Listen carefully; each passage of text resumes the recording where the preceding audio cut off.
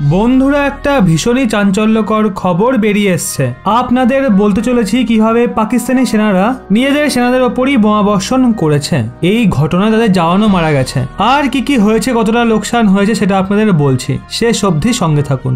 বন্ধুরা, আপনারা পাকিস্তানের উৎপটাং ক্রিয়াকলাপের ব্যাপারে তো জানেনই। পাকিস্তানি সেনারা কি কি করে সেগুলো মাঝে মাঝে আপনাদের সামনে আনি, কিন্তু আজ যেটা আপনাদের বলতে চলেছি এই ঘটনা ভাবতে বাধ্য করে।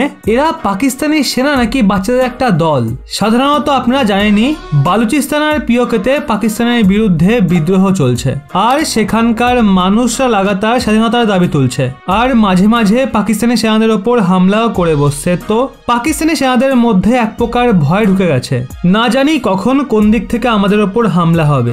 এমনই কিছু হয়েছে বালুচিস্তানে। পাকিস্তানি সেনা একটা চেকপোস্টে ছিল, ওখানে তারা নজরদারি চালাচ্ছিল। তখনই তারা কিছু সন্দেহজনক মানুষকে দেখতে পায়, আর সঙ্গে সঙ্গে মোটার দিয়ে তাদের ওপর সেলিং করে দেয়। বন্ধুরা, মোটার সেল প্রচন্ড ক্ষয়ক্ষতি করে। তো এরপর যখন সিচুয়েশন পরে নর্মাল হয়, তখন কি জানতে পারা যায় যেই সন্দেহজনক টিমের ওপর তারা হামলা করেছিল সেটা পাকিস্তানি জওয়ানদেরই একটা পেট্রোলিং টিম ছিল, যারা ওখানে রুটিন ওয়াইজ পেট্রোলিং করছিল। তো তারা ভুল করে তাদের ওপরই বোমাবর্ষণ করে।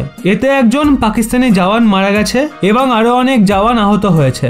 এই যে ক্রিয়াকলাপ পাকিস্তানি সেনার, সেটা দেখে পাকিস্তানের আর্মির লেভেল বোঝা যায়। চলুন একবার মেনেও নেওয়া হোক, সামনে দিয়ে যাওয়া আর্মির টিমটাকে তারা চিনতে পারেনি, কিন্তু সেনাদের কাছে ইকুইপমেন্ট থাকে, ইম্পোর্ট থাকে, ইন্টেলিজেন্স থাকে, সেগুলো তো অন্তত ব্যবহার করতে পারতো তারা। কিন্তু পরে আমাদের মনে হয় আরে এ তো পাকিস্তানি সেনা, এদের কাছে না তো ইকুইপমেন্ট থাকে না তো ইম্পোর্ট থাকে, আর এদের যে ইন্টেলিজেন্স রয়েছে তাদের তো আতঙ্কবাদীদের ট্রেন করতেই সময় হয়ে ওঠে না। তো এই ঘটনা পাকিস্তানের পক্ষে ভীষণই দুঃখজনক, আর আমরা ভারতবাসীরা তো জানি এটা কোনো নতুন ব্যাপার না। পাকিস্তানের এমন ক্রিয়াকলাপের ব্যাপারে আপনি কি বলবেন সেটা অবশ্যই নিচে কমেন্ট সেকশনে জানান।